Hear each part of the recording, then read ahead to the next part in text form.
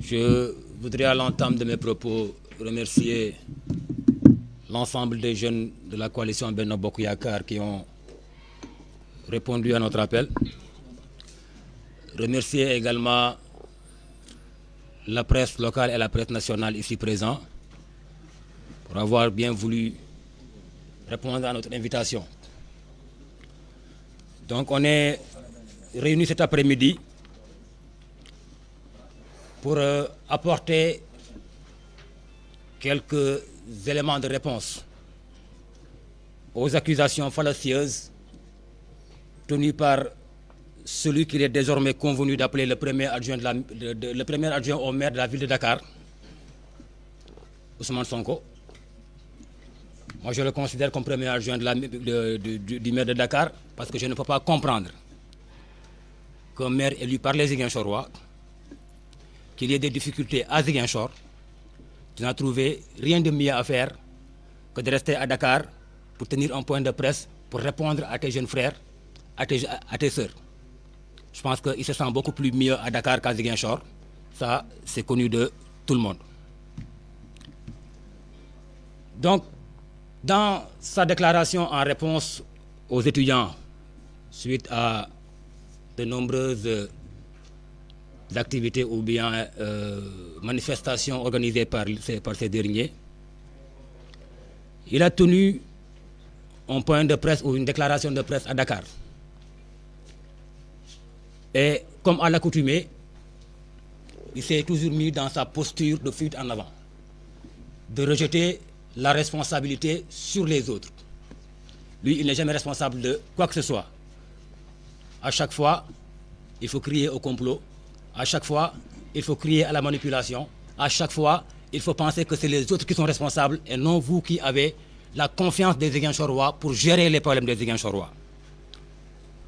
Mais mieux, dans cette logique de vouloir jeter la responsabilité aux autres, il a tenu beaucoup de propos qui sont très loin de la réalité. Parce qu'en fait, abordant la question de la location des immeubles des étudiants, le maire a semblé laisser entendre, du moins le premier adjoint au maire de la ville de Dakar, a semblé laisser entendre que ces immeubles étaient pour la plupart loués pour loger des militants. Ce qui est archi faux. Ce qui est archi faux, et là je parle à ma qualité d'ancien directeur de cabinet du maire de Ziguinchor, Abdoulaye Baldé, qui connaît beaucoup de ce que ce maire faisait pour les étudiants. Il faut rappeler que le premier immeuble que Abdoulaye Baldé a loué pour des étudiants de Ziguinchor établis à Dakar remonte à 2004-2005. Il n'était même pas encore maire.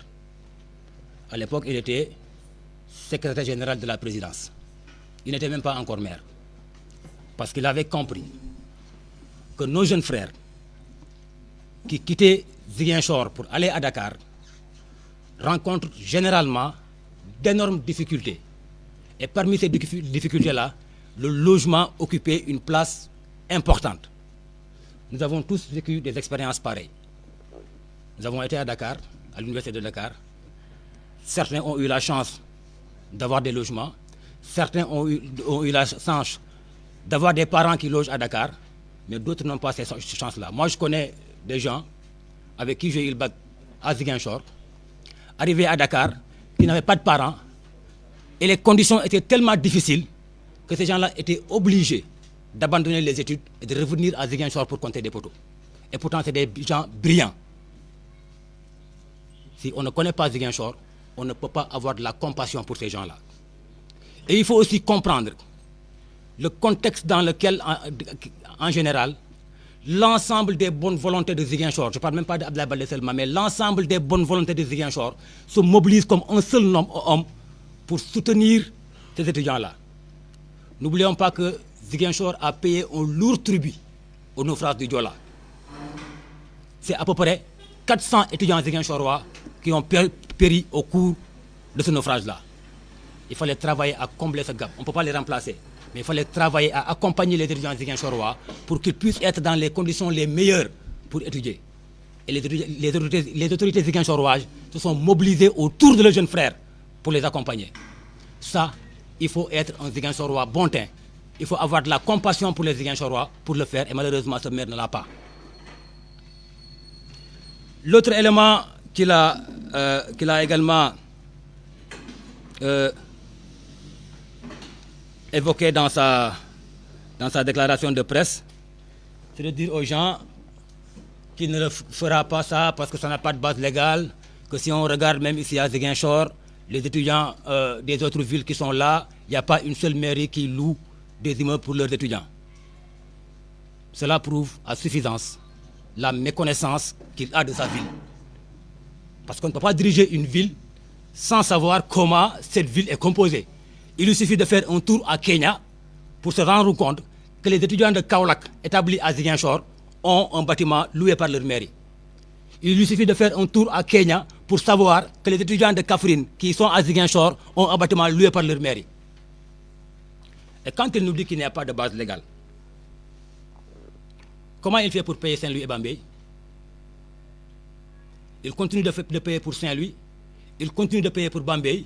À Dakar, il dit qu'il n'y a pas de base légale. Quelle est la base légale alors pour Saint-Louis et Bambey? Quand il dit qu'il n'y a pas de base légale, il dit qu'il va résilier le contrat, mais qu'il va renégocier un autre contrat pour louer cet immeuble-là, mais que la gestion va être confiée à la mairie. Sur quelle base légale alors?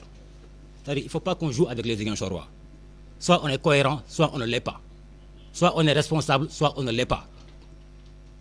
C'est un argument fallacieux que de dire aux gens j'ai eu ces problèmes-là parce que ce n'est pas une base légale, que demain on pourrait me poursuivre pour ça. Pendant qu'au même moment, on est en train de préconiser des solutions sur les mêmes bases. Ça n'a pas de cohérence. Je pense que ça, le maire devrait quand même revoir sa posture, assumer ses responsabilités, arrêter de jeter la responsabilité sur les autres et dire en fait, aux Ziguinchorois ce qu'il en est exactement. Il ne s'est pas arrêté là. Parce qu'il dit que le contrat n'a pas été renouvelé depuis 2016. Que 2017, le contrat n'a pas été renouvelé. 2018, le contrat n'a pas été renouvelé jusqu'en 2022. Et pourtant, que ça n'a jamais créé de problème. Il a fallu que lui, il soit maire pour que les étudiants réclament renouvellement. C'est pour un peu appuyer sa thèse de la manipulation. Je voudrais l'inviter à un peu consulter les articles de l'article 40 à 117 du Code des obligations civiles et commerciales pour comprendre qu'est-ce que c'est qu'un contrat, quelles sont les modalités de renouvellement d'un contrat. Ce que l'on appelle un renouvellement par accord party est une des modalités de prolongation d'un contrat. Accord party, et on nous a tous appris en première année de droit qu'il n'y a aucune formalité requise pour élaborer un contrat. Un contrat peut être verbal, un contrat peut être moral, un contrat peut être écrit.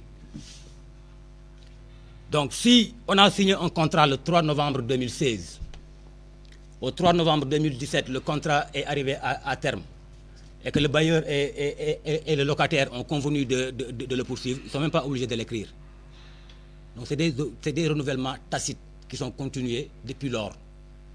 Il ne peut pas quand même prétendre être plus intelligent que toute l'administration sénégalaise. Parce que si ces contrats-là, le manque de renouvellement concret de ces contrats-là était une cause de nullité, la recette perception municipale n'allait jamais payer un mandat pour payer ces immeubles-là. Je rappelle que c'est un agent assermenté qui est payeur à Ziguinchor, qui ne dépend pas du maire, qui demande que des pièces comptables pour payer. Et parmi les pièces comptables, le contrat y figure. Si le contrat n'est pas valable, le payeur ne paye pas. Il va faire comprendre aux gens que de 2017 à 2022, tout ce qui a été payé de manière illégale. Ce n'est pas juste. Ce n'est pas exact.